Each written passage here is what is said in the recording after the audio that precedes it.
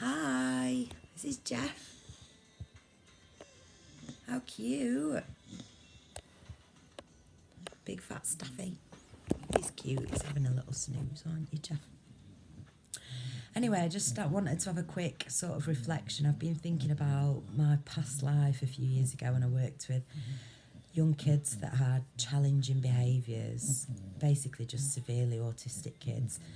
And that was actually my first real life experience of understanding energies, because I noticed how the most challenging, the most nutty of nutters would react differently to different staff members. And then, you know, there would be resistance, which ended up in violence or incidents. And, you know, the most challenging of the nutters, I'm saying it fondly, I didn't fart then, that was a sofa I was moving. He got carted off to Rampton in the end, which is like a secure hospital for the criminally insane, because he stabbed a member of staff. But anyway, what I noticed was that David would react differently to different members of staff. And when I first started, I had a couple of arse twitches, because, you know, they make it sound very dramatic with risk assessments and 2 to 1, 2 people to 1, service user, they called them, you know, as if that's politically correct, you know, service user. They pay for the services, like fucking hell. They definitely don't want to be around the staff members that these types of places employ. You know, it's, in my opinion, through years of working with these types of people, you know, it's the staff that cause the problems, not the service user. But anyway, observations of energy, like I said, and I noticed that as a sweeping generalisation, women seem to be better working with these guys and girls than men. And I think from what I could observe or feel, it was because of the output, you know, the aura, the energy that was being projected by the staff members. So, you know, females on a whole, you know, they might be more neurotic, but they're more loving and less threatening, I guess, than men. And so that seemed to have a better outcome. And, you know, it's all to do with the amygdala and the fight or flight. And, you know, when you think back to childhood, I'm sure we've all been in that. You know, my parents were drinkers, and so I was always in fight or flight and, you know, hyper-vigilant and, you know, some tough times. But that programming was instilled in me in childhood, which, you know, rolled on into adulthood, and I'm only just now trying to get rid of.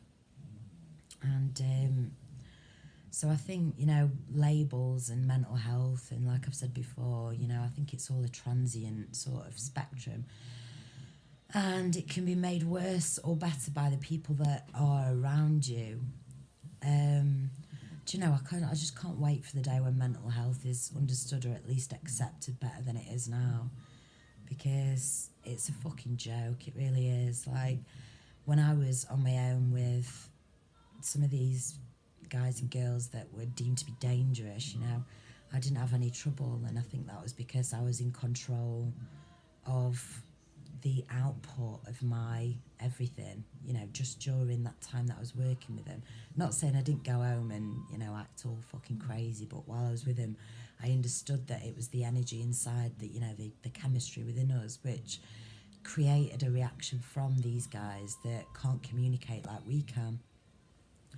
And, you know, when you roll it all back and you remember that everything is energy, you've just got to be so responsible for your output, your energy, your aura. And it's one of the biggest lessons that not just the nutters, but, you know, the dog taught me, and being around certain people has taught me. I've always been around volatile people, but, you know, and being volatile myself, you know, quite a bit.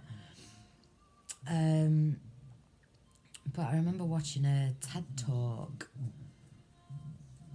I think it was Brené Brown, The Power of Vulnerability, maybe, or maybe it was something else. But anyway, just to acknowledge and just to be responsible for your aura, your output.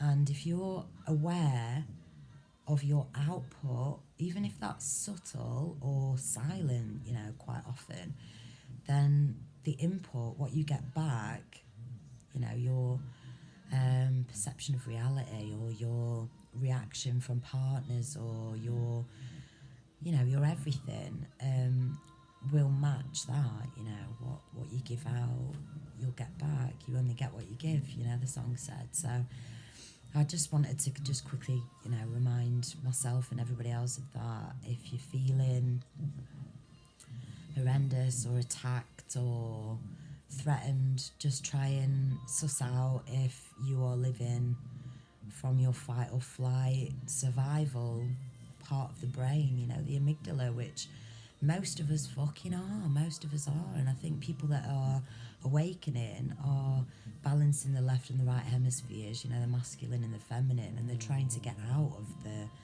survival mode, the amygdala response, you know, because it's very tiring and it's unnecessary. So anyway, get a dog on your knee and that will calm you down, or go and work with some people with challenging behaviours, or, you know, just look in the mirror and just see what you can feel, what you can see, and acknowledge, and, you know, change the output and see what you get back. So that's what I'm going to do anyway.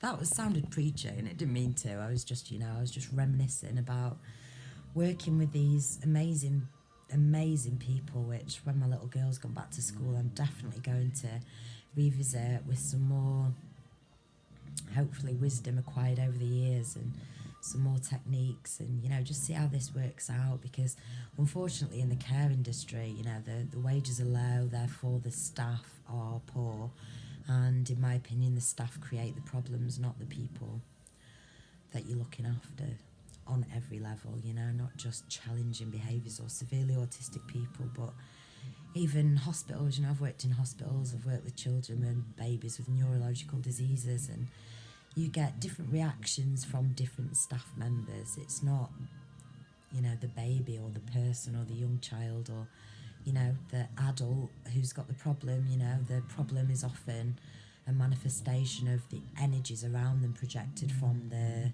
people around them, the staff, you know. So anyway, he's farted, he stinks, but look, at least he's happy. He's happy, and so am I. Anyway, happy Saturday night. My kids are coming home soon, so